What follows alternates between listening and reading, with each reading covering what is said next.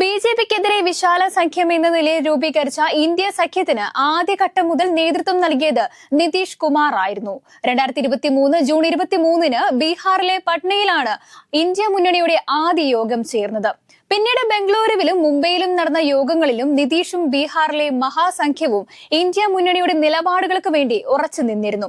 എന്നാൽ ലോക്സഭാ തെരഞ്ഞെടുപ്പിനോടനുബന്ധിച്ച് ഇന്ത്യ സഖ്യത്തിൽ തീരുമാനങ്ങൾ പലതും വൈകിയതിൽ നിതീഷ് കുമാർ അസ്വസ്ഥനായിരുന്നു. പല നേതാക്കളും പിന്തുടർന്ന കുടുംബവാഴ്ചയ്ക്കെതിരെ പ്രതികരിച്ച നിതീഷ് കുമാർ ഇന്ത്യ സഖ്യത്തിൽ സീറ്റ് പങ്കുവെക്കുന്നതിനെ കുറിച്ചുള്ള ചർച്ചകൾ നീണ്ടുപോകുന്നതിൽ പലതവണ എതിർപ്പ് പ്രകടിപ്പിച്ചിരുന്നു.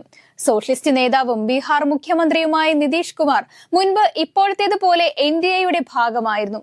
എന്നാൽ പിന്നീട് ബിജെപി സഖ്യത്തിൽ നിന്ന് പിന്മാറിയ നിതീഷ് 2015-ൽ മഹാഗഡ്ബന്ധൻ സഖ്യം രൂപീകരിച്ചു. രാഷ്ട്രീയ എതിരാളിയായിരുന്ന ലാലു പ്രസാദ് യാദവിന്റെ ആർജെഡിയുമായി കൈകോർത്തായിരുന്നു ഇത്. 2015-ലെ ബീഹാർ നിയമസഭാ തിരഞ്ഞെടുപ്പിൽ മഹാഗഡ്ബന്ധൻ സഖ്യം അധികാരം പിടിച്ചതിനെ തുടർന്ന് നിതീഷ് മുഖ്യമന്ത്രിയായി സ്ഥാനമേറ്റു. 2017-ൽ മഹാഗഡ്ബന്ധൻ പിളർന്നപ്പോൾ മുഖ്യമന്ത്രി സ്ഥാനം രാജിവെച്ച് ലാലുവിനെയും കോൺഗ്രസിനെയും വിട്ട് നിതീഷ് വീണ്ടും എൻഡിഎ മുന്നണിയിൽ ചേർന്നു.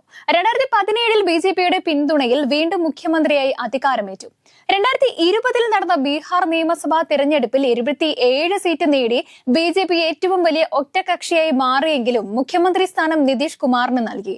2022 ആഗസ്റ്റ് 9-ന് സംഖ്യകക്ഷിയായ ബിജെപി ജെഡിയുവിനെ പിളർത്താൻ ശ്രമിക്കുന്നു എന്ന് ആരോപിച്ചുകൊണ്ട് മുഖ്യമന്ത്രി പദം രാജിവെച്ച് എൻഡിഎ വിട്ട നിതീഷ് കുമാർ കോൺഗ്രസിന്റെയും ആർജെഡിയുടെയും പിന്തുണയിലാണ് പിന്നീട് മുഖ്യമന്ത്രി സ്ഥാനത്തിരുന്നത്. പിന്നെയും കോൺഗ്രസുമായും ഇന്ത്യ മുന്നണിയുമായും ഉടക്കി ഇപ്പോഴുള്ളത് ബിജെപിക്കൊപ്പമാണ്. ബിജെപി പിന്തുണയോടെ ബീഹാറിന്റെ മുഖ്യമന്ത്രിയായി വീണ്ടും അദ്ദേഹം തുടരുന്നു. ഉപരാഷ്ട്രപതി സ്ഥാനത്തേക്ക് നിതീഷ് കുമാറിനെ പരിഗണിക്കുന്നുണ്ടെന്ന തരത്തിൽ വാർത്തകൾ പുറത്തു വന്നിരുന്നു.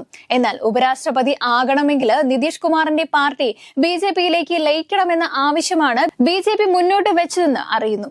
ഇതിൽ താൽപര്യക്കുറവ് പ്രകടിപ്പിച്ച നിതീഷ് കുമാർ ബിജെപിയുമായി അകലുന്നതായാണ് ലഭിക്കുന്ന വിവരം. പണ്ട് നിതീഷ് പറഞ്ഞതുപോലെ ഇപ്പോൾ വീണ്ടും ബീഹാറിൽ ഉൾപ്പെടെ ജെഡിയുവിനെ തകർക്കാൻ ബിജെപി ശ്രമിക്കുന്നുവെന്ന നിരീക്ഷണവും നിതീഷ് നടത്തുന്നുണ്ട്. ഇനി ബീഹാർ തിരഞ്ഞെടുപ്പിലേക്ക് പോകുവാൻ കുറച്ച് നാളുകൾ മാത്രമാണുള്ളത്. ഇപ്പോൾ രാജ്യത്ത് കള്ളവോട്ട് ആരോപണങ്ങൾ കൂടി നിലനിൽക്കുന്ന സാഹചര്യത്തിൽ ഇന്ത്യ മുന്നണിക്ക് അനുകൂലമായ ട്രെൻഡാണുള്ളത്. ഇത് മനസ്സിലാക്കി ബീഹാറിലെ നിയമസഭാ തിരഞ്ഞെടുപ്പിൽ ഉൾപ്പെടെ നേട്ടം കൊയ്യുവാൻ മുന്നണിക്കൊപ്പം നിൽക്കുകയാണ് നല്ലതെന്ന് നിതീഷ് കുമാർ മനസ്സിലാക്കുന്നു. ഇത് പ്രകാരം അധികാരം വൈകാതെ തന്നെ നിതീഷ് കുമാറും അദ്ദേഹത്തിന്റെ പാർട്ടിയും ഇന്ത്യ മുന്നണിയിലേക്ക് കടക്കുമെന്നാണ് അറിയുന്നത്. നിതീഷ് കുമാറിന് പുറമെ മറ്റു ചിലരും ഇന്ത്യ മുന്നണിയിൽ കിടക്കുന്നതിനുള്ള സാധ്യതകൾ തേടുന്നതായും കേൾക്കുന്നു. കഴിഞ്ഞ ലോക്സഭാ തെരഞ്ഞെടുപ്പിൽ കേവല ഭൂരിപക്ഷം കടക്കാതിരുന്ന മോദിക്ക് ആശ്വാസമേകിയത് ചന്ദ്രബാബു നായിഡുവായിരുന്നു. ഇക്കഴിഞ്ഞ ജൂൺ 4-നായിരുന്നു ലോക്സഭാ തെരഞ്ഞെടുപ്പ് ഫലം പുറത്തു വന്നത്. അവകാശവാദങ്ങളെ അടിസ്ഥാനത്തിലാക്കി 293 സീറ്റിൽ എൻഡിഎ സഖ്യത്തിന് ഒതുങ്ങേണ്ടി വന്നു. 240 സീറ്റ് മാത്രം നേടിയ ബിജെപിക്ക് സർക്കാർ രൂപീകരണത്തിന് വേണ്ട കേവല ഭൂരിപക്ഷം തികയ്ക്കാൻ സംഖ്യകക്ഷികളുടെ പിന്തുണ വേണ്ടിയിരുന്നു. ചന്ദ്രബാബു നായിഡുവിന്റെ ടിഡിപിയുടെയും നിതീഷ് കുമാറിന്റെ ജെഡിയുവിന്റെയും പിന്തുണ മോദിക്ക് അത്രമേൽ ആവശ്യകരമായിരുന്നു. ടിഡിപിക്ക് 16 സീറ്റുകളും ജെഡിയുവിന് 12 സീറ്റുകളുമായിരുന്നു ഉണ്ടായിരുന്നത്. ഈ സീറ്റുകളുടെ ധൈര്യം ബിജെപിക്ക് പകർന്ന ഊർജം ചെറുതല്ലായിരുന്നു. അതിൽ നിർണായക പങ്കുവഹിച്ച ചന്ദ്രബാബു നായിഡുവും ഇന്ത്യ മുന്നണിയിലേക്ക് ചേർന്നതായി ചില ദേശീയ മാധ്യമങ്ങൾ റിപ്പോർട്ട് ചെയ്യുന്നുണ്ട്. തെലങ്കാന മുഖ്യമന്ത്രി രേവന്ത് റെഡ്ഡി ഉൾപ്പെടെയുള്ള നേതാക്കൾ അതിനുവേണ്ടി സുപ്രധാന ഇടപെടലുകൾ നടത്തുന്നുവെന്നും അറിയുന്നു. പൊതുവെ ദക്ഷിണേന്ത്യ ബിജെപിക്കെതിരെ നിലകൊള്ളുന്ന പ്രദേശമാണ്. സ്വാഭാവികമായും ആന്ധ്രയുടെ രാഷ്ട്രീയവും ബിജെപി വിരുദ്ധ രാഷ്ട്രീയം തന്നെയാണ്. ബിജെപിയുടെ പല നിലപാടുകളോടും ചന്ദ്രബാബു നായിഡുവിന്റെ പാർട്ടിക്കും ആന്ധ്രാപ്രദേശിനും ഒരു യോജിപ്പുമില്ല. ഈ സാഹചര്യത്തിലാണ് ചന്ദ്രബാബു നായിഡു മറ്റൊരു പക്ഷം തേടാൻ ഒരുങ്ങുന്നത്. ഇന്ത്യ മുന്നണിയുമായി ചന്ദ്രബാബു നായിഡുവും നിതീഷ് കുമാറും ചർച്ചകൾ ആരംഭിച്ചതായി അറിയുന്നു. ഇരുവരും ഇന്ത്യ മുന്നണിയിലേക്ക് എത്തിയാൽ മോദിക്കും കൂട്ടർക്കും രാജ്യഭരണം നടത്തുവാൻ കുറച്ച് പ്രയാസപ്പെടേണ്ടി വരും.